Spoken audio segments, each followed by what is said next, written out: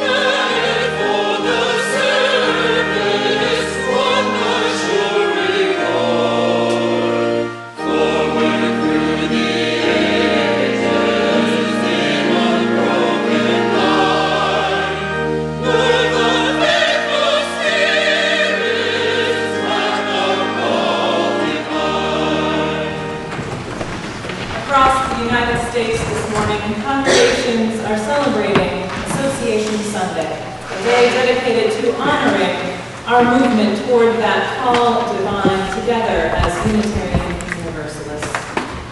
We need one another for comfort here in these walls. We need one another for courage to face life's challenges beyond them.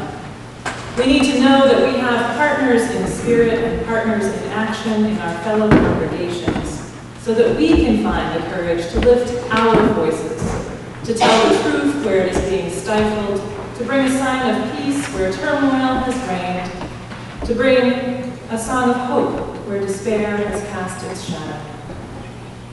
50 years ago, a bold move was made to merge the American Unitarian Association and Universalist Church in America, to build strength and offer a wider hope for religious liberalism. Together we make our offering of hope and vision for the future and growth of our movement. Let us dare to dream boldly. Let us be united in worship that we might be one in purpose. The world awaits. Our reading this morning is adapted from the Holocaust Encyclopedia. Le Chambon-sur-Lignon is a small farming village of roughly 5,000, located in the hilly region of south-central France. Demographically, it largely comprises Huguenot Protestants who settled in the region between the 16th and 18th centuries while fleeing Catholic persecution. The collective memory of these religious refugees' own suffering fueled a strong suspicion of authoritarian governments. And so when the Vichy regime took control of the French Republic in July 1940 following Nazi military defeat, many inhabitants of Le Chambon refused to cooperate with the newly installed government. They rejected civil pressure to take an oath to the chief of state, Marshal Pétain, and they would not be coerced into ringing church bells in his honor. Two of the leading voices behind this non-cooperation campaign were Reformed pastor André Coquemay and his wife, Magda. By 1942, mass roundups of Jewish families were commonplace in southern France. During these years, the Coquemays galvanized an interfaith effort to resist anti-Semitism. They established contact with the American Friends Committee in Marseille to provide relief support to interned Jews. And these resources helped, but they weren't enough. While the American Quakers could leverage their diplomatic authority to get the internees released, These nomads simply had nowhere to go. Who would offer them shelter and risk their own lives in the process? The townspeople of Le Chambon did just that. And soon camped refugees began to pour into the quaint French village. Foreign-born Jews speaking a variety of languages arrived alone and on occasion in groups. Cockme and others forged identification and ration cards for these refugees, and in some cases even guided them across the border into neutral Switzerland. The entire town rallied with food and with clothing, with schooling and with shelter. Recalling her situation as a child refugee, Elizabeth Koenig-Kaufmann writes, "Nobody asked who was Jewish and who was not. Nobody asked where you were from. Nobody asked who your father was or if you could pay. They just accepted each of us, taking us in with warmth, sheltering children, often without their parents, children who cried in the night from nightmares." The residents of Le Chambon-sur-Lignon and its surrounding villages saved over 5,000 people.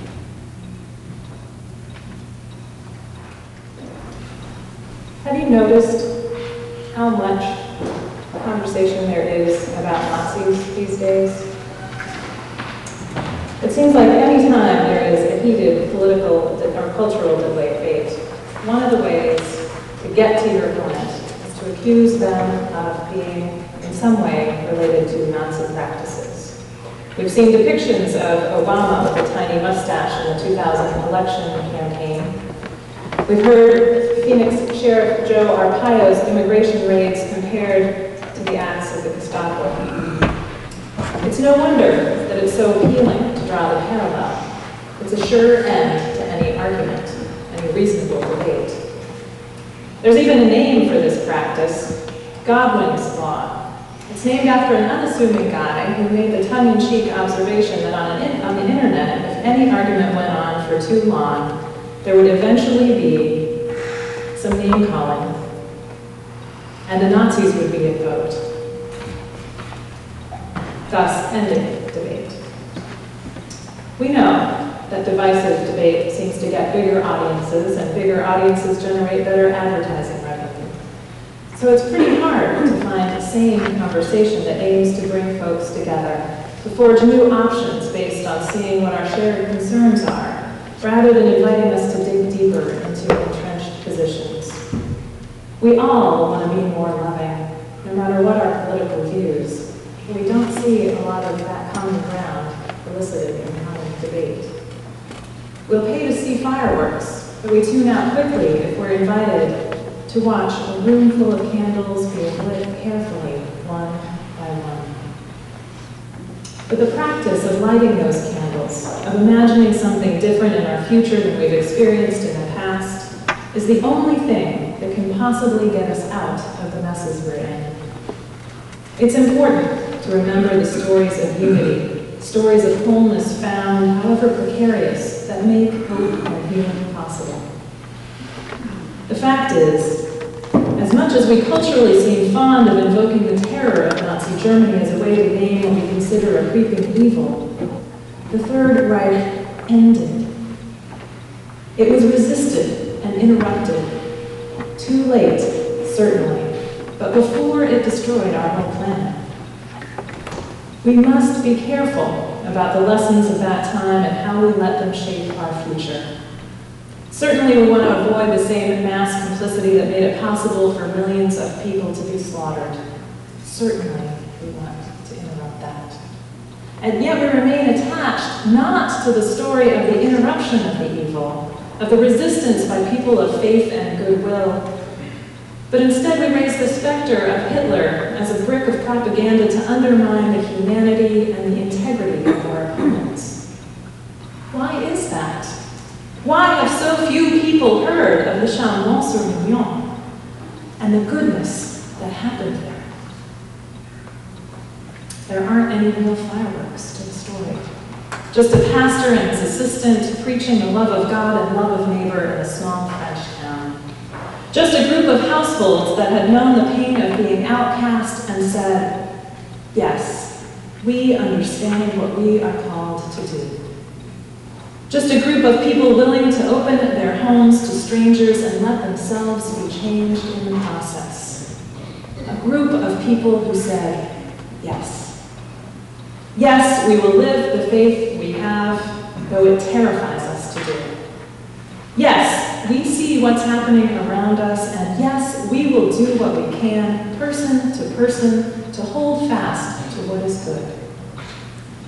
One candle at a time, lit carefully as a strong and foul wind blew through their nation, blew through our world.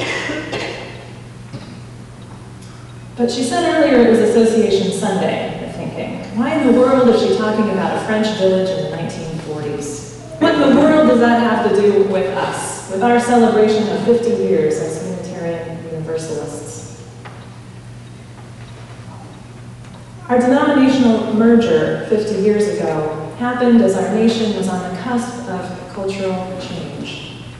Those of you who lived through it can testify that politically, economically, and socially, a wave had begun that in some ways has not calmed in the last half-century. Those of us who didn't live through it, of course, have the television show Mad Men to help us out. Questions swirled around in a storm in the early 60s. What would the United States be on the world stage after claiming so much moral and military power during World War II? How did the male elite of European ancestry relate with the presence and power of women in the workforce? What would it mean for African Americans to have full rights according to the law? How would we relate to one another and the world in the midst of so much change, so much uncertainty? There was a crisis of identity for our nation. There was also a crisis of identity and future happening for both the American Unitarian Association and the Universalist Church in America. The response of our ancestors was to merge two denominations that had been shrinking in numbers and moving closer in their message, so there might be some strength to meet the challenges of the times. They decided to survive by becoming one and facing that future together. That process was full of trouble, full of much loss for people who were forging that merger. But the decision was made wisely to move through the troubled feelings and the inevitable loss that comes with change, to build something that could last and be a meaningful part of the future. It's the reason that we are here today. In the time since merger, Unitarian Universalism has become known as a place for individuals and families that have sought to bridge differences of heritage or personal theology and find a sense of wholeness. My own family of a Muslim father and Christian mother was in a tug of war over religion until we found the First Unitarian Church in Albuquerque. It became our family's home and embraced us as one without asking us to give up differences. Some have come to our churches simply seeking refuge and meaning-making away from the pain of their religious pasts, places where they have been harmed in spirit by the way theology was taught or practiced. Here, they found a place to bring themselves whole, not having to hide who they are or how they think or believe.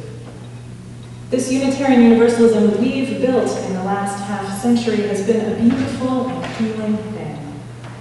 We have literally saved lives. We've kept families whole. We've pioneered church work on welcoming gay, lesbian, bisexual, and transgender queer folk. We've been at the forefront among liberal religious organizations welcoming women into ministry. We've worked hard to become anti-racist and multicultural, and that work is far, far from done. We've also managed to keep our message and our numbers small, sometimes out of deep internal divisions. They haven't been deep divisions over philosophical principles for the most part, but about how we will name ourselves and what we can proclaim as a whole, united. We actually have great unanimity in principles and ideas, but we've been unwilling to proclaim it because we can't find exactly the right words for it. We've come with the wounds from our past religious experiences, our past coercive experiences of community, and it's made us resistant to being part of a whole that we might be able to trust. It's hard for us collectively to say we're all in with something. There's always a little word that niggles, a tinge of discomfort that keeps us wary, keeps us tentative. This is the deep shadow side of the respect for reason and critical thinking that we cherish in our faith. It's also a way to keep ourselves bound in division internally, as a way to keep us from acting collectively, powerfully in the world. For all the good we've managed to do in people's lives and in shaping a movement that cares deeply about making a home for people across differences of faith and personality and ethnicity, we have stayed awfully small. For all the life-saving potential of our faith in our communities, we've not shared our gifts and the joy that we've found at church with the world nearly enough. One of my favorite parts of the provisional covenant I hope we're about to adopt in a couple of weeks is the phrase, "We unite in faith." It's a powerful statement. The faith we share as Unitarian Universalists is non-creedal, so we don't unite in a particular set of fixed beliefs. Instead, we share in a definition of faith that's best summed up by psychologist James Fowler. He writes, "Faith is a person's way of leaning into and making sense of life. More verb than noun, faith is a dynamic system of images, values, and commitments that guide one's life. It is thus universal. Everyone who chooses to go on living operates by some basic faith." When we say we unite in faith, we're really making a commitment to being in the regular and sustained practice of keeping faith, of making meaning of our lives. And in order to go on living, we need to believe that it matters how we act and with whom we spend our time and how we think about our neighbors. That we matter as people who are called to live in ways that are meaningful. Some have argued that it's antithetical to our movement to ask people to unite in faith. But I would argue that anything less than unity in faith weakens our power and keeps us small. Uniting in faith gives us power because it's an acknowledgement that this meaning-making can't happen for us alone, that we can't afford to be ineffective in giving a greater, a better meaning to the world. None of us individually knows how to do it. Each of us can be so caught up in our own past and pain that we need a larger whole to keep us getting over ourselves, to help us look up and out beyond ourselves and into something bigger. That is where healing happens. Together we can pull together the wisdom and a sense of humor and the ability to comfort that can keep us all going and add some measure of goodness to the world. For the people of Le Chambon-sur-Union, sharing the work they were doing made the world better. To make the world better meant risking their lives and the lives of the people they were attempting to help. They had to keep their enterprise a secret because they couldn't take the risk of sharing their good news or their good work while it was happening. We don't have that excuse, my friends. Can you say it with me? We don't have that excuse. We know how to make goodness happen. In our world that's so rife with religious divisions, we could be leaders in interfaith dialogue and community building. We could be sharing the important ministry we've developed with people of all sexual identities and sexual orientations and gender identities with the world. We could be loud and proud in the world with our Unitarian Universalist message, that there is potential for goodness in all people, that we are all worthy of love, that we're all in this together. Imagine what might have been different if we Unitarian Universalists had active and vibrant campus ministries at every major university in the United States? What if we shared our message of inclusion and embrace of differences of gender orientation, of sexual orientation and gender identity, and we're reaching out actively to the young people on campuses? If we had such a ministry at Rutgers University, for example, how might we have offered a different script for the events that unfolded this week and led to the suicide of 18-year-old Tyler Clementi? My friends, as long as there are young people being persecuted for their sexual orientation and gender identity, it's wrong for us not to be trying to be present whenever and wherever we can to offer our embrace. As long as there are people being cast out of jobs and opportunities in this nation for their religious faith, it's wrong for us not to be offering our example of respect for and embrace of differences as we create community. We've been sitting on a franchise, my friends, for far too long, paralyzed by our own internal hesitations. People have been suffering for our lack of presence and action. People have been suffering. Folks at Le Chambon-sur-Lignon didn't have bylaws or rules of procedure. They had their hearts, they had their faith, they had their courage and conviction that they were called to offer hospitality to the stranger. They didn't know what the result would be when they entered into that endeavor. In fact, they had a lot of evidence that the result would not be good for them. But they believed it mattered. They believed they mattered as people who could change things one to one for the folks who arrived at their doors. We could do the same. We must do the same. This year we've been selected to be part of a pilot program of the Unitarian Universalist Association called Leap of Faith.